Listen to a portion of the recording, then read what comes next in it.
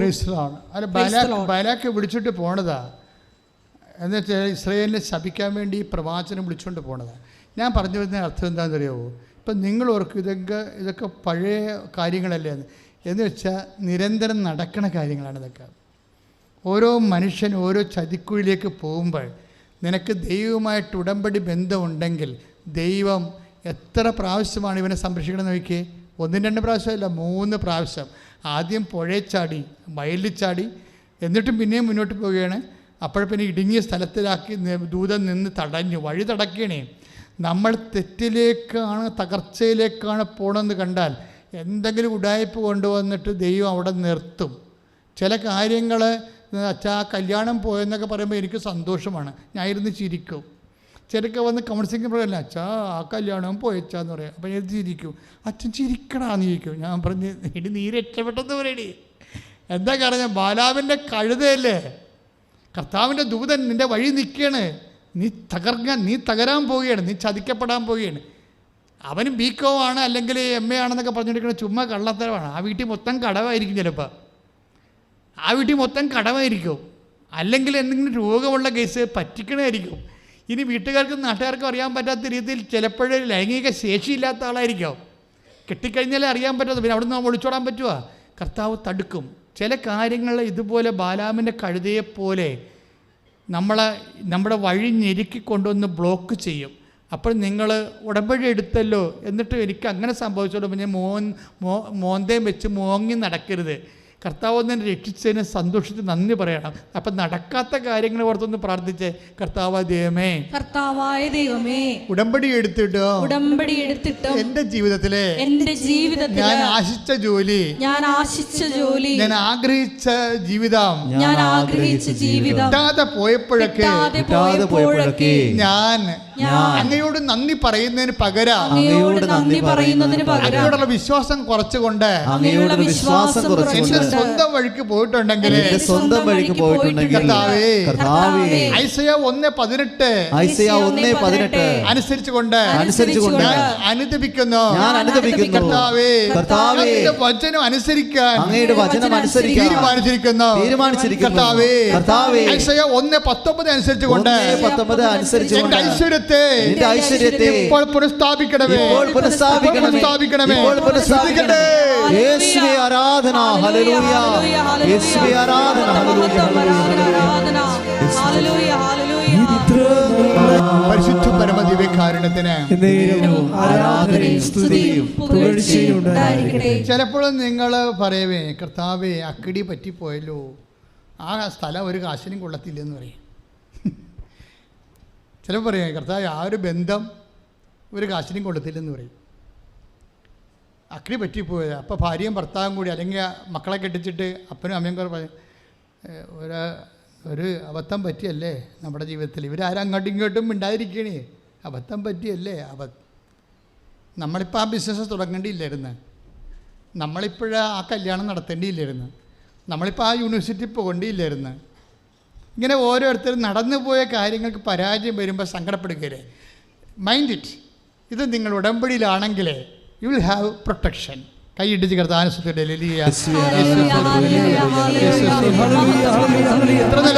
ജെറമിയ വായിച്ചില്ലേ? ജെറമിയ 32:44 എന്താ വായിച്ചത്? ഇവർ പ്രമാണം ചെയ്ത കൂട്ടത്തിൽ ഒരു സ്ഥലം വായിച്ചായിരുന്നു. എന്താണത്? നെഗേബ് അല്ലേ? നെഗേബിൻ്റെ പട്ടണത്തിൻ്റെ ചുറ്റുമുള്ള പാടങ്ങൾ നിങ്ങൾ പ്രമാണം ചെയ്ത് മേടിക്കുമെന്നാണ് പറഞ്ഞിരിക്കുന്നത്. അത് വായിച്ചില്ലേ നിങ്ങൾ? അവിടെ വായിച്ചല്ലേ? അത് വായിച്ചോളൂ, ഒന്നുകൂടി വായിച്ച്. ജെറമിയ 32:44. ബെഞ്ചമിൻ ദേശത്തും ജെറുസലേമിന് ചുറ്റുമുള്ള സ്ഥലങ്ങളിലും യൂദയായിലും മലമ്പ്രദേശത്തും താഴ്വരയിലും നെഗേബിലുമുള്ള പട്ടണങ്ങളിലും നിലങ്ങൾ വിലയ്ക്ക് വാങ്ങി ആധാരമെഴുതി മുദ്ര വെച്ച് സാക്ഷികളെ കൊണ്ട് ഒപ്പിടുവിക്കും. അവിടെ ഉടമ്പടി പ്രകാരം ഇവർ അവസാനം മേടിച്ച സ്ഥലം ഏതാണ്? നെഗേവ് ആണല്ലേ? നെഗേവ് പട്ടണമല്ല, പട്ടണത്തിന് ചുറ്റുമുള്ള സ്ഥലങ്ങളാണ് വാങ്ങിച്ചിരിക്കുന്നത്. ഈ നെഗേബിലെ സ്ഥലത്തിൻ്റെ ചതി എന്താണെന്നറിയാവോ? നെഗേബിലെ സ്ഥലം ഉടമ്പടി പ്രകാരം വിലക്ക് വാങ്ങിച്ചിരിക്കുകയാണ്. പക്ഷേ നെഗേബിലെ സ്ഥലത്തിനൊരു കുഴപ്പമുണ്ട്. എന്താണ്? പാടശേഖരമാണ് പ്രമാണമൊക്കെ വാങ്ങിച്ചു കൊടുത്തിരിക്കുന്നത്. ആധാരം എഴുതി വാങ്ങിച്ചിരിക്കുന്നത് പട്ടണത്തിന് ചുറ്റുമുള്ള പാടശേഖരമാണ്.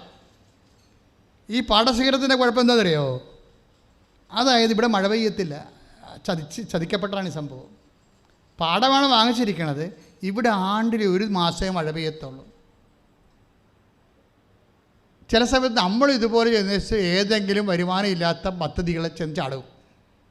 കഴിഞ്ഞ ദിവസം എന്നോടൊരു സുഹൃത്ത് വിളിച്ചു, അച്ഛാ ഞാൻ ഒരു അരിമില്ല് എടുക്കാൻ പോണ്, അച്ഛൻ പ്രാർത്ഥിച്ചിട്ട് പറയണം. ഞാൻ പറഞ്ഞു എനിക്ക് 7 ദിവസം വേണമെന്ന് പറഞ്ഞു. കാര്യം അതിന് 1.5 രൂപ വേണം, 1.25 കോടി രൂപ വേണം. ഞാനൊരു അരിമില്ല് എടുക്കാൻ പോണ്, എനിക്ക് അച്ഛൻ പ്രാർത്ഥിച്ചിട്ട് പറയാം. അപ്പം ഞാൻ 7 ദിവസം എടുക്കുന്നു. എന്താ കാര്യം? അതുപോലെ കുർബാനൊക്കെ വെക്കണ്ടേ പല കാര്യങ്ങൾക്ക്. എടുത്തു പിടിച്ചൊന്നും പറഞ്ഞ് എടുക്കാൻ പറ്റും. ജീവിതം കൊണ്ട് നമ്മളെ വെച്ച് കൊടുത്തിട്ട് പിന്നെ തലവൂരാൻ പറ്റുക. ഈ നെഗേബിൽ എന്ത് സംഭവിച്ചിരിക്കുന്നത്? ഇപ്പോൾ ഇൻ കേസ് ഏതെങ്കിലും ഒരു വരുമാനമില്ലാത്ത പദ്ധതി പോയി ചാടിയെന്ന് വിചാരിച്ചോ? വരുമാനമില്ലാത്ത അത്, പക്ഷേ അത് ഉടമ്പടി പ്രകാരം നീ ഉടമ്പടി എടുത്തിട്ടാണ് ഇങ്ങനെയുള്ള കാര്യങ്ങൾ ചെന്ന് വീണെന്ന് വിചാരിച്ചോ? അല്ലാതെ തന്നെ വീണാൽ നമുക്ക് അവിടെ നിന്ന് രക്ഷപ്പെടാൻ പറ്റും. എന്താ കാര്യം എന്നറിയാമോ? ഇതെല്ലാം വാഗ്ദാനത്തിൻ്റെ പാക്കേജിലുള്ളതാണ്. വാഗ്ദാനത്തിൻ്റെ പാക്കേജിലുള്ളതാണ്. ഉടമ്പടി വർക്കൗട്ട് ചെയ്യണം എങ്ങനെയാണ്? ബൈബിൾ നിൽക്കണം എങ്ങനെയാണ്? ബൈബിൾ നിൽക്കണം എന്താണ്? വാഗ്ദാനങ്ങളിലാണ്. ദൈവം ഏകപക്ഷീയമായി നൽകിയിട്ടുള്ള വാഗ്ദാനങ്ങളിലാണ് ഉടമ്പടി നിൽക്കുന്നത്. ബൈബിൾ വളർന്നു വരണതും എല്ലാം അങ്ങനെയാണ്. ഏകപക്ഷീയമായ ദൈവം നൽകിയിട്ട് അതിന് നിബന്ധനകൾ ഉണ്ടാകുമെന്ന് മാത്രമേ ഉള്ളൂ. യേശുക്രിസ്തുവിന് നൽകിയതിന് മാത്രമേ ദൈവം നിബന്ധന വെക്കാതെ ഉള്ളൂ. ബാക്കി എല്ലാ ഉടമ്പടിക്കും നിബന്ധന ഉണ്ട്. നോഹിനോടാണ് ആദ്യം ഉടമ്പടി ചെയ്തത്, അതിന് നിബന്ധന ഉണ്ട്. എന്താ നിബന്ധന? നീ ആദ്യം പെട്ടകം പണിയാൻ പറഞ്ഞു, അതാണ് നിബന്ധന. അതിൻ്റെ പെട്ടകം പണിതിട്ട് ഈ 2 ജോഡികളെല്ലാം എടുത്ത് അകത്ത് വെച്ച് സൂക്ഷിക്കാൻ, പ്രളയം വരാൻ പോകണമെന്ന് പറഞ്ഞ്. പ്രളയം വന്നു കഴിഞ്ഞപ്പോൾ ദൈവം ഉടമ്പടി ചെയ്തപ്പോൾ വാഗ്ദാനം 2 കൊടുത്തു, ഇനി സന്താന പുഷ്ടിയുള്ളവരെ പെരുകാൻ പറഞ്ഞു. അത് ദൈവത്തിൻ്റെ വാഗ്ദാനം എന്ന് പറയുന്നത് സന്താന പുഷ്ടിയുള്ളവരെ പെരുകുക എന്നുള്ളതാണ്. നിബന്ധന എന്ന് പറയുന്നത് പെട്ടകം പണിയുക എന്നുള്ളതാണ്. ആ പെട്ടകം പണിത് എൻ്റെ ഭാഗമായിട്ടും ഉടമ്പടി ചെയ്തതിൻ്റെ ഭാഗമായിട്ടാണ് മഴവില്ല് കാണിക്കുന്നത്. മഴവില്ല് കാണിച്ചിട്ട് ഉടമ്പടി അടയാളമായിട്ട് സ്ഥാപിക്കും. അവിടെ തൊട്ട് തുടങ്ങുന്നതാണ് ഉടമ്പടി മുഴുവനും. ഇത് യേശുക്രിസ്തുവിന് നൽകുന്നതിന് മാത്രമേ നമ്മുടെ നിബന്ധന ഒന്നും ചോദിക്കാതെ ഉള്ളൂ. കാര്യം നമുക്ക് കൊടുക്കാൻ നമ്മുടെ ഇല്ല. കർത്താവിന് സ്വീകരിക്കാൻ വേണ്ടി നമ്മൾ എന്ത് കൊടുക്കാനാണ്? ഒന്നും കൊടുക്കാനില്ല. ആർക്ക് കൊടുത്ത് മുതലാക്കാൻ പറ്റും? ആർക്ക് കൊടുത്ത് റെമിറ്റ് ചെയ്യാൻ പറ്റും? അതുകൊണ്ട് ആ കാര്യത്തിൽ മാത്രമേ നിബന്ധന ഇല്ലാതുള്ളൂ. ബാക്കിയെല്ലാം നിബന്ധന ഉണ്ട്. ഈ നിബന്ധന പ്രകാരം തന്നെയാണ് ഇപ്പം നെഗേബിലെ പാടശേഖരങ്ങളെ വാങ്ങിച്ചിരിക്കുന്നത് അയാൾ. പക്ഷേ എന്താ പ്രശ്നം? ഇവിടെ 1 മാസമേ മഴ പെയ്യത്തുള്ളൂ. പക്ഷെ മഴ പെയ്തില്ലെങ്കിലും ദൈവം ഇവിടെ വെള്ളം കൊണ്ടുവരും. അതാണ് പ്രശ്നം. ഇവിടുത്തെ നീർച്ചാലുകൾ കഴിഞ്ഞ ആഴ്ച ഞാൻ പറഞ്ഞതേ ഉള്ളൂ, ഭാരതപ്പുഴ പോലെയാണ്. ഭാരതപ്പുഴ സമാധാനമുണ്ട്, മാർച്ചിലെ മാസത്തെ വെള്ളം പറ്റത്തുള്ളൂ, എന്നാലും ഇത്തിരി വെള്ളം ഒഴുകിക്കൊണ്ടിരിക്കും. നെഗേബിലെ നീർച്ചാലുകൾക്ക് വെള്ളം ഒഴുകത്തേയില്ല. കാര്യം അവിടെ മഴയില്ലാത്തത് കൊണ്ടാണ്. ഇതെവിടെയാണ് സ്ഥലമെന്ന് അറിയാമല്ലേ? ഇതെന്ന് പറയുന്നത് ജോർദാൻ്റെ അരികെ കിടക്കുന്ന സ്ഥലമാണ്. ഇസ്രയേലിൻ്റെ തെക്ക് വശത്താണ് സ്ഥലം കിടക്കുന്നത്. ഞാനവിടെ ആ സ്ഥലത്ത് കൂടി വണ്ടി ഇവിടെ പോയിട്ടുള്ളതാണ്. അപ്പോൾ എനിക്കറിയാം അതിങ്ങനെ നിന്ന് കത്തണ സ്ഥലങ്ങളാണ്. നമ്മൾക്കിങ്ങനെ ആ വെള്ളമില്ല, വെള്ളം ഇങ്ങനെ വെട്ടിത്തിളങ്ങാൻ ഭയങ്കര ചൂടായ കാരണമേ നമ്മളിങ്ങനെ ഈ മരീചിക എന്ന് പറയുന്ന സാധനം ഇങ്ങനെ ഓളം വെട്ടിക്കൊണ്ടിരിക്കും. നമ്മൾ വണ്ടി ഓടിച്ച് അവിടെ ചെല്ലുമ്പോഴുണ്ട്, അവിടെ നിന്ന് പിന്നെയും മരീചിക ഇങ്ങനെ മാറിക്കൊണ്ടിരിക്കും. അത്രയും ഒരു ചുട്ടുപൊള്ളിയ സ്ഥലമാണ്. പക്ഷേ ഇവിടെ കൃഷിയുണ്ട്. ഇതെവിടുന്നാണ് വരുന്നത്? അവിടെ മഴ പെയ്ച്ചിട്ടല്ല കൃഷി കിട്ടണത്. ഇത് ദൈവം വടക്ക് മഴ പെയ്യിക്കും. ഇസ്രയേലിൻ്റെ വടക്ക് വശത്ത്, അതായത് നോർത്തിൽ മഴ പെയ്യിക്കും. നോർത്തിൽ മഴ പെയ്യിക്കുമ്പോൾ അവിടുന്ന് ഈ വെള്ളം ഇവിടുന്ന് പതുക്കെ ഒഴുകി ഭൂമി ഇങ്ങനെ ചെരിഞ്ഞ് കിടക്കുകയാണ്. വടക്കുന്ന് തെക്കോട്ട് ചെരിഞ്ഞ് കിടക്കുകയാണ്. അതുകൊണ്ട് അവിടെ മഴ പെയ്യും. വടക്ക് മഴയാണ് പെയ്യുക. മഴ ഭൂമി വലിച്ചെടുത്തിട്ട് പതുക്കെ ചെറിയ നീർച്ചാലിലൂടെ ഇങ്ങോട്ട് കൊടുക്കും. അതുകൊണ്ട് ചില മഴ പെയ്തില്ലെങ്കിലും ഇവിടെ കൃഷിക്ക് വെള്ളം കിട്ടും. പക്ഷേ വെള്ളം കിട്ടണത് തന്നെയല്ല, അവിടെ കൃഷിയൊക്കെ ചെയ്യണത് ഇപ്പോഴും അങ്ങനെ തന്നെ. ബാർലിയാണ് പ്രധാനപ്പെട്ട കൃഷി. അത് കൊണ്ടുപോയി ഈ ചുട്ടുപൊള്ളണ മഴയത്ത് വിണ്ട് കീറിയ അത് ഉഴുതുമറിക്കാതെ വിണ്ട് കീറിയ കട്ടയുടെ ഉള്ളിലേക്ക് ബാർലിയുടെ കുരുക്കളിട്ടേക്കും. എന്നിട്ട് കർഷകൻ വീട്ടിൽ പോകും. എന്നിട്ട് ഏതെങ്കിലും ഒരു സമയത്ത് വടക്ക് മഴ പെയ്യുമ്പോൾ ആ വെള്ളം ഒഴുകി ഇതിലൂടെ വരും. അതുകൊണ്ടാണ് സങ്കീർത്തനം പ്രാർത്ഥിക്കുന്നത്, നെഗേബിലെ നീർച്ചാലുകളെപ്പോലെ കർത്താവേ ഞങ്ങളുടെ ഐശ്വര്യം പുനഃസ്ഥാപിക്കണമേ. ബൈബിളിലെ ഓരോ വാക്കും അതിൻ്റെ സിസ്റ്റം ലെവലിൽ പഠിക്കുമ്പോൾ നമ്മൾ ഞെട്ടിപ്പോകും. കാര്യം എന്താണ്? ദൈവത്തിൻ്റെ പരിപാലനയുടെ ഓരോ പരിച്ഛേദങ്ങളാണ് ഇതിനകത്തുള്ളതെല്ലാം. എന്ന് വെച്ചാൽ നിൻ്റെ സ്ഥലത്ത് വരുമാനം ഇല്ലെങ്കിലും, നിൻ്റെ കമ്പനിയിൽ നീ ചെയ്യണ കാര്യങ്ങൾ ആർക്കും വേണ്ട, അതിന് ഇമ്പോർട്ടൻസ് ഇല്ലെങ്കിലും, അതിന് മാർക്കറ്റ് ഇല്ലെങ്കിലും, നിന്നെ അത് റൺ ചെയ്യിക്കാൻ വേണ്ടി കർത്താവ് വേറെ സംവിധാനം രേഖപ്പെടുത്തും. ഇതെല്ലാം ഉടമ്പടിയുടെ ഭാഗമാണ്. അല്ല നീ ഇതുമല്ല, ഇത് പോയല്ലോ, ഇതിങ്ങനെ ഇനി ഇവിടെ ഒന്നും വിൽക്കാൻ പറ്റത്തില്ലല്ലോ, ഇതൊന്നും ഈ കട ഇവിടുത്തെ ഇത്തരം കട ഇവിടെയൊക്കെ മുഴുവൻ വന്നല്ലോ, ഇനി നമുക്ക് കച്ചവടം കിട്ടത്തില്ലല്ലോ, ഇങ്ങനെ ഓരോ കാര്യം പറഞ്ഞ് മോങ്ങിയിരിക്കരുത്. നീ അതിൻ്റെ അകത്ത് കയറിയിരുന്ന് എപ്പോഴും പ്രാർത്ഥിച്ചുകൊണ്ടിരിക്കണം. എന്താ കാര്യം? കാറ്റില്ലെങ്കിലും മഴയില്ലെങ്കിലും, മഴ അവിടെ പെയ്തില്ലെങ്കിലും, എവിടെയെങ്കിലും പെയ്താലും ശരി, നിന്നെ നിലനിർത്താൻ നിൻ്റെ ദൈവത്തിന് കഴിയും. അത് വാഗ്ദാനമാണ്, ഉടമ്പടിയുടെ ഭാഗമാണ്. കൈ അടിച്ച് കർത്താവിനെ സ്തുതിക്കുക. ഹല്ലേലൂയ, യേശുവേ സ്തോത്രം. ഹല്ലേലൂയ, ഈശോയെ, ഞങ്ങളുടെ ജീവിതത്തിലെ വരണ്ട നിലങ്ങളെയെല്ലാം വാഗ്ദാനമായി കാറ്റയച്ച് ഈശോയെ അത് പുഷ്ടിപ്പെടുത്തണമേ. ഒരു ഐഡിയയും ഇല്ലെന്ന് വിചാരിച്ചോ, ഒരു ഐഡിയയും ഇല്ല. അതല്ല പ്രശ്നം. പലരുടെയും വിഷയം എന്താണ്? ഒരു ഐഡിയയും ഇല്ല. അതിനെക്കുറിച്ചാണ് സംസാരിച്ചുകൊണ്ടിരിക്കണേ. ഇപ്പം എങ്ങനെ ജീവിക്കും, എന്താണ് എൻ്റെ കരിയർ, എന്താണ് ഞാൻ പഠിക്കേണ്ടത്, എങ്ങനെയാണ് എൻ്റെ മുന്നോട്ടുള്ള പോക്ക്, എന്താണ് ഒരു വരുമാനത്തിന് മാർഗം, ഒരു ഐഡിയയും ഇല്ല.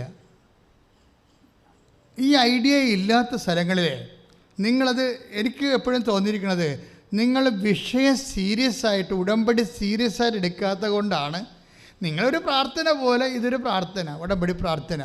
അതുകൊണ്ട് നിങ്ങൾ വേണമെങ്കിൽ ആ പ്രത്യക്ഷിക്കുന്ന പ്രാർത്ഥന ഞാൻ 33 പ്രാവശ്യം ചൊല്ലി. ആര് പറഞ്ഞു ചെല്ലാൻ?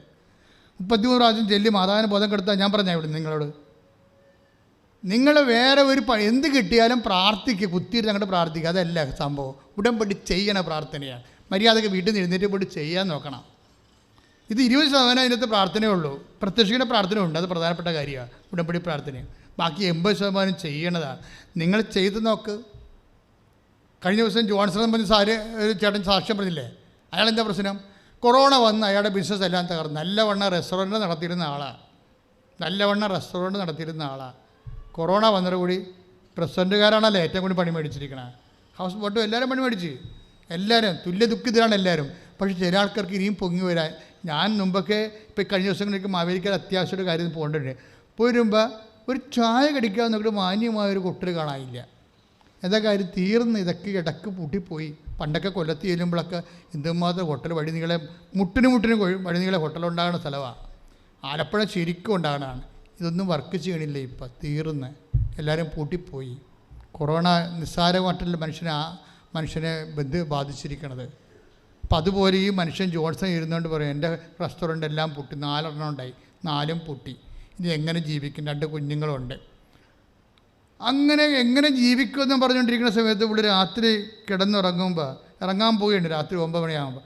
ഇപ്പോൾ ചെന്നൈയിലാണ്, മലയാളിയാണ്, ചെന്നൈയിലാണ് താമസിക്കുന്നത്. അപ്പോൾ അതേ മൊബൈലിൽ പെട്ടെന്ന് ഒരു സാക്ഷ്യം കണ്ട്. അപ്പോൾ സാക്ഷ്യം പുള്ളി അത് വായിച്ചപ്പോൾ പുള്ളിക്ക് ഇഷ്ടപ്പെട്ട്. എന്നാൽ പിന്നെ ആ ലിങ്കിൽ 1-2 സാക്ഷ്യം കൂടി പുള്ളി കേട്ട്, 1-2 സാക്ഷ്യം കൂടി പുള്ളി കണ്ട്. അതും അങ്ങോട്ട് ഇഷ്ടപ്പെട്ടു. ഇപ്പോൾ എന്താ ഇഷ്ടപ്പെട്ടെന്ന് വെച്ചാൽ പല സാക്ഷ്യങ്ങളെക്കാൾ വ്യത്യസ്തമാണ് ഈ ഉടമ്പടി സാക്ഷ്യങ്ങൾ. ഈ മേജർ ഡ്യൂട്ടി ആയത് കാരണം പിന്നെ പേഴ്സൺ ഉണ്ടാവും, ബൈ പേഴ്സൺ സാന്നിധ്യം ഉണ്ടാവും. അങ്ങനെ കുറേ കാര്യങ്ങൾ പാക്കേജിൻ്റെ ഭാഗമാണ്. മറ്റു പ്രാർത്ഥനകളുമായിട്ട് ഉറപ്പാണിതിന്. മറ്റ് പ്രാർത്ഥനകളൊക്കെ ഉപരി സാധാരണ പ്രാർത്ഥനകളും ഉടമ്പടി ഉറപ്പാണ്. ഉറപ്പെന്ന് വെച്ച് കഴിഞ്ഞാൽ ഇപ്പോൾ തന്നെ ഉദാഹരണത്തിന് എന്താ പറയുക, ശ്രദ്ധിക്കാം മക്കളെ. 1 യോഹന്നാൻ 5 വായിച്ച്, 1 യോഹന്നാൻ 5:54 വായിച്ച്. ശ്രുതിക്കട്ടെ ഹല്ലേലൂയ 5:14. 1 യോഹന്നാൻ 5:14 വായിച്ച്. ശ്രുതിക്കട്ടെ ഹല്ലേലൂയ. അവന്റെ ഇഷ്ടത്തിന് അനുസൃതമായി എന്തെങ്കിലും നാം ചോദിച്ചാൽ, അവന്റെ ഇഷ്ടത്തിന് ഒന്ന് പറഞ്ഞ, അവന്റെ ഇഷ്ടത്തിന് 1 യോഹന്നാൻ 5:14 കേട്ടോ, ഒന്ന് വായിച്ചോളൂ. അവന്റെ ഇഷ്ടത്തിന് അനുസൃതമായി എന്തെങ്കിലും നാം ചോദിച്ചാൽ അവിടുന്ന് നമ്മുടെ പ്രാർത്ഥന കേൾക്കും എന്നതാണ് നമുക്ക് അവനിലുള്ള ഉറപ്പ്. ആ ഉറപ്പ് ഇതിന് മാത്രമേ ഉള്ളൂ. ബൈബിൾ ആകപ്പാടെ ഉറപ്പെഴുതിയിരിക്കുന്ന 2 വചനത്തിലേ ഉള്ളൂ. അതിലൊന്ന് ഇതാണ്, 1 യോഹന്നാൻ 5:14. അവൻ്റെ ഇഷ്ടത്തിനനുസരിച്ച് നമ്മൾ എന്തെങ്കിലും ചോദിച്ചാൽ, വായിച്ചോളൂ. അവന്റെ ഇഷ്ടത്തിനനുസൃതമായി എന്തെങ്കിലും നാം ചോദിച്ചാൽ അവിടുന്ന് നമ്മുടെ പ്രാർത്ഥന കേൾക്കും എന്നതാണ് നമുക്ക് അവനിലുള്ള ഉറപ്പ്. അവൻ്റെ ഇഷ്ടത്തിനനുസൃതമായി നമ്മൾ എന്തെങ്കിലും ചോദിച്ചാൽ അവിടുന്ന് നമ്മുടെ പ്രാർത്ഥന കേൾക്കും എന്നതാണ് അവനിലുള്ള നമ്മുടെ ഉറപ്പ്. അതെന്തിനെക്കുറിച്ച് പറയണതാണ്? ഉടമ്പടിയെക്കുറിച്ച് പറയണതാണ്. എന്താ കാര്യം? അവൻ്റെ ഇഷ്ടത്തിനനുസൃതമായാണ് ഉടമ്പടി ഡിസൈൻ ചെയ്തിരിക്കുന്നത്. അവൻ പറയണ പോലെ ചെയ്തുകൊണ്ട്. ഉടമ്പടിയല്ല, വേറെ ഒരു പ്രാർത്ഥനയ്ക്കും അത്ര ഉറപ്പില്ല. ഉടമ്പടി ഉറപ്പുള്ളതാണെന്ന് പറയണത് യോഹന്നാൻ മാത്രമാണ്. കാരണം അത് മാത്രമേ ഉള്ളൂ. എന്താ കാര്യം? ഒന്ന് പറഞ്ഞ 1 യോഹന്നാൻ 5:14 വായിച്ചേ. അവന്റെ ഇഷ്ടത്തിനനുസൃതമായി ഏറ്റു പറഞ്ഞേ. അവൻ്റെ ഇഷ്ടത്തിനനുസൃതമായി. ആൾക്കാർ പറഞ്ഞു കേൾപ്പിച്ച് വായിച്ചു. അവന്റെ ഇഷ്ടത്തിനനുസൃതമായി എന്തെങ്കിലും നാം ചോദിച്ചാൽ അവിടുന്ന് നമ്മുടെ പ്രാർത്ഥന കേൾക്കും എന്നതാണ് നമുക്ക് അവനിലുള്ള ഉറപ്പ്. അപ്പം അവൻ്റെ ഇഷ്ടത്തിനനുസൃതമായി ചോദിക്കുന്ന ഒറ്റ പ്രാർത്ഥനയേ ഉള്ളൂ. എന്താണ്? ഉടമ്പടിയാണ്. ബാക്കി ഒരു പ്രാർത്ഥന അവൻ്റെ ഇഷ്ടത്തിനനുസരിച്ച്, നമ്മുടെ ഇഷ്ടത്തിനനുസരിച്ച് ചോദിക്കണം. അവൻ്റെ ഇഷ്ടം എന്താണ്? അവൻ പറഞ്ഞതുപോലെ ചെയ്യണതല്ലേ. അവൻ പറഞ്ഞതുപോലെ ചെയ്തോളാമെന്ന് പറയുന്ന മറ്റു പ്രാർത്ഥനകത്ത് പറയുന്നുണ്ടോ? ഇല്ല. അവൻ പറഞ്ഞതുപോലെ നമ്മൾ ചെയ്തോളാം എന്ന് പറയുന്നത് ഉടമ്പടി മാത്രമാണ്. അതുകൊണ്ടാണ് ഈ പ്രാർത്ഥനയുടെ പ്രത്യേകത എന്താണ്? അവൻ്റെ ഇഷ്ടത്തിനനുസൃതമായിട്ടാണ് നമ്മൾ അവനോട് ചോദിക്കുന്നത്. അവൻ്റെ ഇഷ്ടം എല്ലാം വരണ വാഗ്ദാനത്തിലല്ലേ? വാഗ്ദാനങ്ങളല്ലേ അവൻ്റെ ഇഷ്ടം. നമുക്ക് ഇന്ന കാര്യങ്ങൾ തരണമെന്ന് അവൻ പറയുന്നുണ്ടല്ലോ, അത് അവൻ്റെ ഇഷ്ടമല്ലേ? എന്താണ്? നിങ്ങൾ വീട് വെക്കും. ഐസയ്യാ 65:21 നിങ്ങൾ വീട് വെക്കും, അതിൽ താമസിക്കും. നിങ്ങൾ മുന്തിരിത്തോട്ടങ്ങൾ വെച്ച് പിടിപ്പിക്കും, അതിൻ്റെ ഫലം അനുഭവിക്കും. അതായത് തോട്ടങ്ങൾ വാങ്ങിച്ചാലും ജോലി കിട്ടിയാലും എല്ലാം ഫലം അനുഭവിക്കുന്ന എന്ത് വിഷയമായ, ശമ്പളം കിട്ടുന്ന എന്ത് വിഷയമായാലും അതെല്ലാം അവൻ്റെ ഇഷ്ടമാണ്. അവൻ്റെ ഇഷ്ടം വാഗ്ദാനത്തിലൂടെയാണ് വരുന്നുണ്ടെങ്കിൽ ആ വാഗ്ദാനത്തെ അടിസ്ഥാനപ്പെടുത്തിയുള്ള പ്രാർത്ഥന ഉടമ്പടിയാണെങ്കിൽ ഉടമ്പടിയാണ് അവൻ്റെ ഇഷ്ടത്തിനനുസൃതമായ പ്രാർത്ഥന. അതുകൊണ്ട് തന്നെയാണ് നിങ്ങൾ അവൻ പറഞ്ഞ പോലെ ചെയ്യണം. നമ്മൾ 2 ദിനവൃത്താന്തത്തിൽ വായിച്ച വചനമില്ലേ? 2 ദിനവൃത്താന്തം നമ്മൾ 23 വായിച്ചില്ലേ? 23:7 എന്താ കാര്യം? അതായത് കർത്താവ് പറഞ്ഞതെല്ലാം, കർത്താവ് പറഞ്ഞതാണ് അവൻ്റെ ഇഷ്ടമെന്ന് പറയണത്. കർത്താവ് പറഞ്ഞു, ഞാൻ രോഗിയായിരുന്നു, നിങ്ങളെന്നെ കണ്ടു. അപ്പോൾ അത് കർത്താവിൻ്റെ ഇഷ്ടമില്ലേ? അപ്പം ഞാൻ രോഗികളെ നമ്മൾ പോയി കാണുന്നു, അവൻ്റെ ഇഷ്ടത്തിനനുസൃതമാണ്. ഈശോ പറഞ്ഞു, ഞാൻ നഗ്നനായിരുന്നു, നിങ്ങളെന്നെ ഉടുപ്പിച്ചു. അതായത് നമുക്ക് വസ്ത്രമില്ലാത്തവർക്ക് നമ്മൾ വസ്ത്രം കൊടുക്കണം, അത് അവൻ്റെ ഇഷ്ടമല്ലേ? അവൻ്റെ ഇഷ്ടമല്ലേ? കർത്താവ് പറഞ്ഞതാണ്. ലോകം മുഴുവനും പോകുക, എല്ലാ സൃഷ്ടികളോടും സുവിശേഷം പ്രസംഗിക്കുക, അത് കർത്താവിൻ്റെ ഇഷ്ടമല്ലേ? അതനുസരിച്ചല്ലേ നമ്മൾ വാങ്ങിച്ചിട്ട് ബൈബിൾ വാങ്ങിച്ചു കൊടുക്കുന്നതും കർത്താവിൻ്റെ കൃപാസനം പത്രം കൊടുക്കുന്നതും അതുപോലെ യൂട്യൂബ് ഷെയർ ചെയ്യണതും അവൻ്റെ ഇഷ്ടമാണ്. അവൻ്റെ ഇഷ്ടത്തിന് അനുസൃതമായിട്ടാണ് നമ്മൾ ചെയ്യണ ഓരോ കാര്യങ്ങൾ. എന്തെങ്കിലും ചെയ്താലെന്നാണ് പറഞ്ഞിരിക്കുന്നത്. അപ്പോൾ ചെയ്യണ ഓരോ കാര്യങ്ങളും എന്താണ്? അവൻ നിങ്ങളോട് പറഞ്ഞതുപോലെ ചെയ്യുവനെന്ന് പറയണത് അവൻ്റെ ഇഷ്ടപ്രകാരമാണ്. അവൻ്റെ ഇഷ്ടപ്രകാരം പറഞ്ഞ് ചെയ്യിക്കുന്നതാണ് നമ്മളുടെ ഒരു മെറിട്ടെന്ന് പറയുന്നത്. അതുകൊണ്ട് ചൊല്ലുന്ന പ്രാർത്ഥനയേക്കാൾ ചെയ്യുന്ന പ്രാർത്ഥന ഉടമ്പടി. ആ ഉടമ്പടിയിലൂടെ നിങ്ങൾക്ക് എന്താ സംഭവിക്കുന്നത്? നിങ്ങൾ കർത്താവിൻ്റെ സാക്ഷികളായി മാറുന്നു. സാക്ഷികളാകുമ്പോൾ എന്താണ് നമുക്ക് ലഭിക്കുന്നത്? ദൈവത്തിൻ്റെ റിലേഷൻ, സാക്ഷിയും ദൈവവും തമ്മിലുള്ള ബന്ധമാണ്. സാക്ഷി എന്ന് പറഞ്ഞത് ആരാണ്? ശിഷ്യൻ മൂക്കുമ്പോഴാണ് സാക്ഷികളാകണത്. അല്ലാതെ വെറുതെ ഈ കോടതി കാണുന്ന സാക്ഷികളല്ലേ. കർത്താവിൻ്റെ ശിഷ്യന്മാർ മൂക്കും. അവരെ കർത്താവിൻ്റെ വചനങ്ങളെല്ലാം കേട്ട് അത് ഈശോ പറഞ്ഞ പോലെയൊക്കെ ചെയ്തു വരുമ്പോഴാണ് പിന്നീട് അവസാനമാണ് ഈശോ പറയണത്, നിങ്ങളാണല്ലോ ഇവയ്ക്ക് സാക്ഷികൾ. ആരുടെ സാക്ഷികളാണ്? കർത്താവിൻ്റെ പീഡാനുഭവത്തിൻ്റെയും കുരിശുമരണത്തിനും ഉയർത്തുന്നതിൻ്റെയും സാക്ഷികളാണ്. ആ സാക്ഷ്യത്തിലേക്ക്, ആ ദൈവിക ക്രിസ്തു രഹസ്യത്തെ കൈമാറാനുള്ള വിശ്വാസവും വിശ്വസ്തതയും കർത്താവിൻ്റെ കൂടെയുള്ള ആ നടപ്പും നിലപാടുകളും എല്ലാം കൂടി ഉണ്ടാക്കുന്ന ഒരു ബെറിത്ത് റിലേഷൻ, അതാണ് ഉടമ്പടി. അതുകൊണ്ട് തന്നെ ഇത് പക്ക ആയിട്ട് നമുക്ക് ഇതിനെ റിലേ ചെയ്യാൻ പറ്റും. അല്ലെങ്കിൽ അതാണ് ഉറപ്പെന്ന് പറഞ്ഞത്. യോഹന്നാൻ എന്താ പറയണത്? അതാണ് നമ്മുടെ ഉറപ്പെന്ന്. ആ ഉറപ്പ് നിങ്ങൾക്കുണ്ടായാൽ മതി. ഉറപ്പുണ്ടായാൽ തീർച്ചയായിട്ടും നിങ്ങൾ അതനുസരിച്ച് തന്നെ ഉടമ്പടിയെ സമീപിക്കും. അത് ചെല്ലുന്നതിനേക്കാൾ ചെയ്ത് നിങ്ങൾ ബലം പ്രാപിക്കാൻ ദൈവം നിങ്ങളെ അനുഗ്രഹിക്കട്ടെ. പ്രാർത്ഥിക്കുക. കർത്താവ് ദൈവമേ, കർത്താവായ ദൈവമേ, എന്നെ അങ്ങയുടെ സാക്ഷിയായി ഉയർത്തണമേ. അങ്ങയെ അറിയാത്തവരെ അറിയിക്കുവാൻ, അറിഞ്ഞവരെ ആഴപ്പെടുത്തുവാൻ, വാക്കുകൊണ്ടും പ്രവൃത്തി കൊണ്ടും എന്നെ ഒരു ശിഷ്യയായി ഉയർത്തണമേ. എന്റെ ജീവിതത്തിനും കുടുംബത്തിനും നെഗേബയിലെ നീർച്ചാലുകളെ പോലെ സങ്കീർത്തനം 126:4 പ്രാർത്ഥിക്കുന്നു. ഞങ്ങളുടെ ഐശ്വര്യത്തെ പുനഃസ്ഥാപിക്കണമേ. ഞങ്ങളുടെ ഐശ്വര്യത്തെ പുനഃസ്ഥാപിക്കണമേ. ശ്രുതികട്ടെ, ശ്രുതികട്ടെ.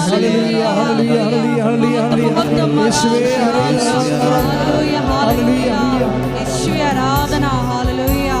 മഹത്വം, ആരാധന, ആരാധന, ഹല്ലേലൂയ.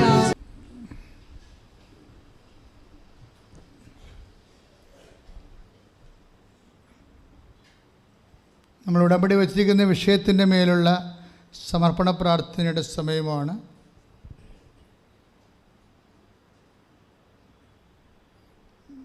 അച്ഛൻ പ്രാർത്ഥിക്കുമ്പോൾ കർത്താവെ ഞങ്ങൾ സമർപ്പിക്കുന്നു, ഞങ്ങളെ സാക്ഷികളാക്കണമേ എന്നാണ് പ്രാർത്ഥിക്കുന്നത്. ഞാൻ ഓരോ കാര്യം കർത്താവിൻ്റെ ആത്മാവിൽ നിറഞ്ഞ് നിങ്ങളുടെ പ്രാർത്ഥനയുടെ മധ്യസ്ഥതയിൽ ഈശോയ്ക്ക് പരിശുദ്ധ അമ്മ വഴി സമർപ്പിക്കുമ്പോൾ ഓരോ പ്രാർത്ഥന കഴിയുമ്പോഴും നിങ്ങൾ പറയണം, കർത്താവെ ഞങ്ങൾ സമർപ്പിക്കുന്നു, ഞങ്ങളെ സാക്ഷികളാക്കണമേ എന്ന് പറഞ്ഞേ. കർത്താവേ ഞങ്ങൾ സമർപ്പിക്കുന്നു, ഞങ്ങളെ സാക്ഷികളാക്കണമേ. വീണ്ടും പറഞ്ഞേ, കർത്താവേ ഞങ്ങൾ സമർപ്പിക്കുന്നു, ഞങ്ങളെ സാക്ഷികളാക്കണമേ. ഓൺലൈനിരിക്കുന്ന എല്ലാവരെയും വേണ്ടി പ്രാർത്ഥിച്ചുകൊണ്ട് കർത്താവെ ഞങ്ങൾ അവരെല്ലാം സമർപ്പിക്കുന്നു ഈശോയെ. ഇപ്പോഴ് ഓൺലൈനിൽ പ്രാർത്ഥിക്കുന്ന എല്ലാ മക്കളെയും, ലക്ഷക്കണക്കിന് മക്കളെ, അവരുടെ കുടുംബങ്ങളെ ഉടമ്പടി ചെയ്തു പോയി കർത്താവെ പ്രത്യേകമായ കാലാവസ്ഥയിലൂടെ കടന്നു പോകുന്നവരെ, അവിടെ സങ്കടങ്ങളെയും ചൂഹങ്ങളെയും കർത്താവെ ഞങ്ങൾ അങ്ങേക്ക് സമർപ്പിക്കുന്നു. കർത്താവേ ഞങ്ങൾ സമർപ്പിക്കുന്നു, ഞങ്ങളെ സാക്ഷികളാക്കണമേ. കർത്താവെ ഹൃദയവേദനയുള്ളവരെ, വാൽവ് ചുരുങ്ങിപ്പോയവരെ, ഹൃദയത്തിന് ഊട്ടമുള്ള കുഞ്ഞുങ്ങൾ, ഹൃദയം ചുരുങ്ങിപ്പോകുന്നവർ, വലിപ്പമില്ലാത്തവർ, എല്ലാ മക്കളെയും അങ്ങേക്ക് സൗഖ്യത്തിനായി സമർപ്പിക്കുന്നു. കർത്താവേ ഞങ്ങൾ സമർപ്പിക്കുന്നു, ഞങ്ങളെ സാക്ഷികളാക്കണമേ. കർത്താവ് കരള് ചുരുക്കം പ്രാപിച്ചവര്, കർത്താവ് വിൾട്രൂവിന് കൂടിപ്പോയവര്, കർത്താവ് കരളിൽ ലീക്കേജ് ഉള്ളവർ, അതിറ്റിട്ട് വയറ്റിലേക്ക് വെള്ളം വീണ് വയറ് വീർത്തിട്ട് വേദനിക്കുന്ന, ശ്വാസം മുട്ടുന്ന എല്ലാ രോഗികളെയും കർത്താവേ ഞങ്ങൾ സമർപ്പിക്കുന്നു, ഞങ്ങളെ സാക്ഷികളാക്കണമേ. കർത്താവെ കിഡ്നി വീക്കക്കാരെ സംബന്ധിച്ച് പ്രാർത്ഥിക്കും. കർത്താവ് കിഡ്നി ഷ്രിങ്ക് ചെയ്യുന്നവരെയും ചുരുങ്ങിപ്പോകുന്നവരെ സമർപ്പിച്ച് പ്രാർത്ഥിക്കും. കർത്താവ് കിഡ്നികൾ, കർത്താവ് അതിൻ്റെ പുറമേയുള്ള സ്ഥലങ്ങൾ കർത്താവ് പൊളിഞ്ഞു പോകുന്നവർ സമർപ്പിക്കുന്ന ഈശോയെ. കിഡ്നിക്ക് സിസ്റ്റുള്ളവരെ സംബന്ധിച്ച് പ്രാർത്ഥിക്കും. കിഡ്നിയിൽ മുഴയുള്ളവരെ സംബന്ധിച്ച് പ്രാർത്ഥിക്കുന്ന കർത്താവെ, കിഡ്നിയിൽ കല്ലുള്ളവരെ സ്പർശിക്കണമെന്ന് പ്രാർത്ഥിച്ചുകൊണ്ട് സമർപ്പിക്കുന്നു. കർത്താവേ ഞങ്ങൾ സമർപ്പിക്കുന്നു, ഞങ്ങളെ സാക്ഷികളാക്കണമേ. ശ്രുതികട്ടെ ഹല്ലേലൂയ.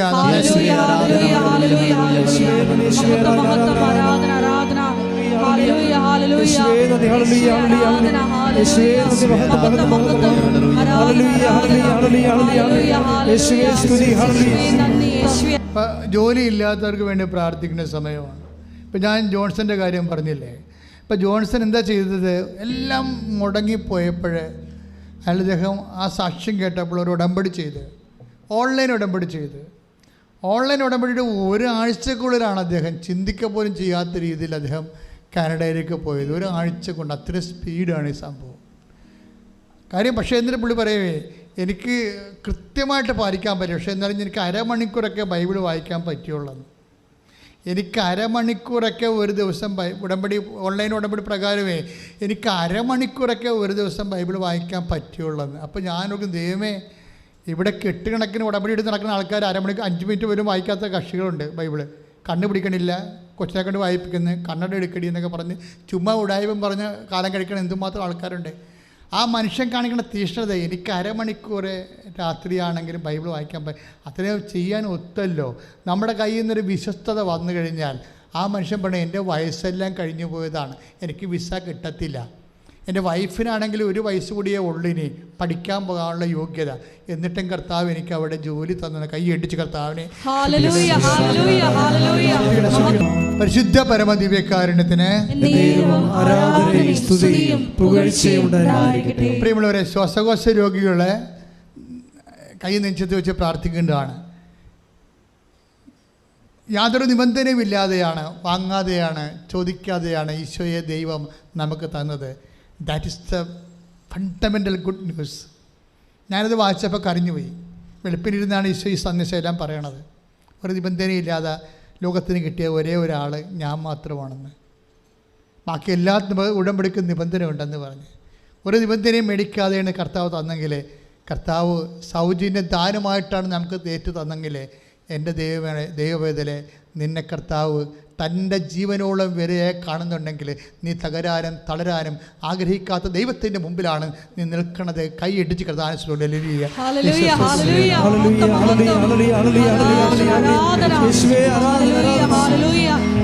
അച്ഛനോട് ചേർന്ന് പ്രാർത്ഥിക്കുക. കർത്താവായ ദൈവമേ, എല്ലാ ശ്വാസകോശ രോഗികളെയും ഓ ഈശോയെ ദിവ്യകാരുണ്യമേ, ആത്മാവിന്റെ ശരീരത്തിന് വൈദ്യ, വൈദ്യനും വൈദ്യവുമായ ദൈവമേ, അങ്ങയുടെ തിരുമുറുമാർന്ന വലത് കരത്താൽ, തിരുമുറുമാർന്ന വലത് കരത്താൽ എല്ലാ ഉദര രോഗികളെയും സ്പർശിക്കണമേ.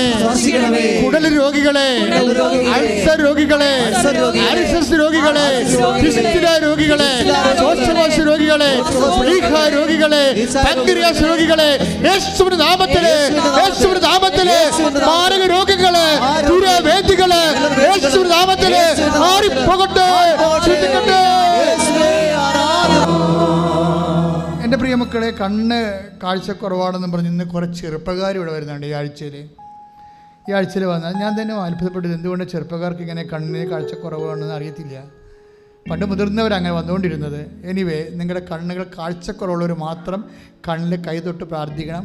അത് കർത്താവിൻ്റെ തിരുമുറുമാർന്ന് വലതുകരമാണെന്ന് ഓർത്തിട്ട് കർത്താവിൻ്റെ ഒരു എക്സ്റ്റൻഷനെ പോലെയാണ് നീക്കേണ്ടത്. വിശ്വാസത്തിലെ നിൻ്റെ കൈകളെ കർത്താവിൻ്റെ കൈകളെ മാറുന്നു. നിൻ്റെ ഉദരത്തിലാണ്.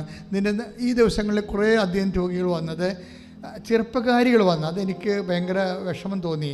അവർക്ക് നടുവെല്ലിൻ്റെ ഡിസ്ക് ഇങ്ങനെ ബൾജ് ചെയ്തിരിക്കുന്നു. ചുമ്മാ എഴുന്നേറ്റപ്പോൾ ഇന്നലെ എന്നെ ഒരു മൊബൈൽ കാണിച്ചു. ചുമ്മാ ഒന്ന് എഴുന്നേറ്റപ്പോൾ ഇടറിപ്പോയതാണ്. പിന്നെ വീൽ ചെയറിൽ നിന്ന് 3 കൊല്ലമായിട്ട് പൊങ്ങിയിട്ടില്ല. അത്രയും വിഷമപ്പോഴും അഴുകുന്ന അനുഭവം. അവരെയൊക്കെ നിങ്ങൾ ഓർക്കണം. ഇപ്പോൾ പ്രാർത്ഥനയിൽ അവിടുന്ന് പ്രാർത്ഥിച്ച് പോയിരിക്കുക.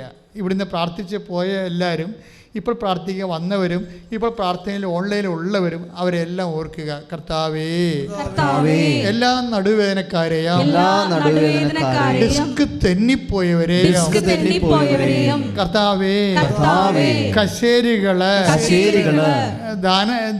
സ്ഥാനം തെറ്റിപ്പോയവരെയും കർത്താവേ, മുട്ടിന്റെ കപ്പിള് ഉരഞ്ഞു പോയവരെയും അസ്ഥി ഉരഞ്ഞു പോയവരെയും നടക്കാൻ പറ്റാത്തവരെയും ശരീരത്തിൽ നീര് കെട്ടുന്നവരെയും യേശുവിന്റെ ഉന്നതമായ നാമത്തിൽ, ഉന്നതമായ നാമത്തിൽ, യേശുവിന്റെ ഉന്നതമായ നാമത്തിൽ ഈ നിമിഷം ഉടമ്പടി മാതാവേ മധ്യസ്ഥം വഹിക്കുന്ന ഈ നിമിഷം യേശുവിന്റെ നാമത്തിൽ സൗഖ്യം പ്രാപിക്കട്ടെ.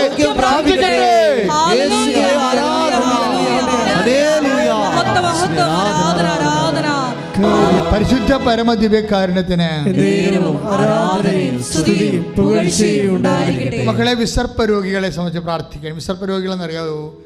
അതായത് കുഞ്ഞുങ്ങൾ തൊട്ട് വലിയ ആൾക്കാർക്ക് വരെ ഈ രോഗം വരുന്നുണ്ട്. വിസർപ്പ രോഗം എന്ന് പറഞ്ഞാൽ സോറിയാസിസ് ആണ്. എന്ന് വെച്ച് കഴിഞ്ഞാൽ മുതുകിനൊക്കെ ഇങ്ങനെ ശരീരത്തിൽ ബ്രസ്റ്റിലും വയറിലും ഒക്കെ ഇങ്ങനെ ചുവന്ന് തുടുത്ത് അരിപ്പ പോലെയൊക്കെ ഇരിക്കും. എപ്പോഴും മാന്തി കളറൊക്കെ, കാലിൻ്റെ കളറൊക്കെ മാറിയിരിക്കും. ഇന്നലെ ഒരു സാക്ഷ്യം ഉണ്ടായിരുന്നു. ഇതുപോലെ സോറിയാസ് കയറി വ്രണമായിപ്പോയി. ആ വ്രണമായി പോയ മോള്, അവൾക്ക് 10-20 വയസ്സുണ്ടെന്ന് തോന്നുന്നത്. ആ മകളെ കണ്ടപ്പോഴേ അവൾക്ക് ഒരു 20 വയസ്സേ ഉള്ളൂ. ശരീരം മുഴുവൻ ഇങ്ങനെ വ്രണമായി ഇരിക്കുക. അനങ്ങാനും പാടില്ല, മരിക്കാൻ പേടിയാകൊണ്ട് ജീവിച്ചിരിക്കണ പോലെ അഴുത്തിരിക്കുകയാണ് ശരീരം. അപ്പോഴെൻ്റെ മനസ്സിൽ ഈശോ പറഞ്ഞു, അവളെ തൊടാൻ പറഞ്ഞ്. ഞാൻ ഉടനെ അവളെ തൊട്ട് ആ വ്രണത്തെ 2 കൈ കൊണ്ടും കയറി പിടിച്ചിട്ട് ഞാൻ ഇത്ര പറഞ്ഞു, ഒരു ഒറ്റ വിശ്വാസപ്രമാണം ചൊല്ലി പറഞ്ഞു, മകളെ സാക്ഷ്യം പറഞ്ഞോളാൻ പറഞ്ഞു. അതിപ്പോൾ ഇന്നലെ വന്ന് സാക്ഷ്യം പറഞ്ഞു. ആ ഒറ്റ ദിവസം കൊണ്ട് ആ ശരീരത്തിൻ്റെ വ്രണം മൊത്തം കരിഞ്ഞു പോയി. ഹല്ലേലൂയ, അതെ, ഹല്ലേലൂയ. യേശുവേ നന്ദി. Hallelujah, hallelujah. ശ്രദ്ധിക്കുക, നിങ്ങൾ കൈയടിക്കുന്നതിനേക്കാൾ പ്രധാനപ്പെട്ട കാര്യം ഞാനത് ആ കാലെ വെച്ച് പ്രാർത്ഥിച്ചു എന്നുള്ളൂ അല്ല പ്രശ്നം. നമ്മുടെ പ്രശ്നം എന്താണ്? നമ്മുടെ പ്രശ്നം ക്രിസ്തുവാണ്. ക്രിസ്തു ഇവിടെ ജീവിച്ചിരിക്കുന്നു. നിൻ്റെ എന്ത് വേദനയും നിൻ്റെ എന്ത് രോഗവും നമ്മുടെ ഭാരങ്ങളാണ് അവൻ ഏറ്റെടുത്തത്. നമ്മുടെ മുറിവുകൾക്ക് വേണ്ടി അവൻ ക്ഷതമേൽപ്പിക്കപ്പെട്ടു. സത്തുക്കൾ ഉഴുതത് അവൻ്റെ മുതുകിലാണ്, അവൻ്റെ മുറിവിലാണ് നമ്മുടെ സൗഖ്യം. യേശു ക്രിസ്തുവേ നീ ജയിക്കട്ടെ. ശ്രുതിക്കട്ടെ, ശ്രുതിക്കട്ടെ. യേശു നാമത്തിലെ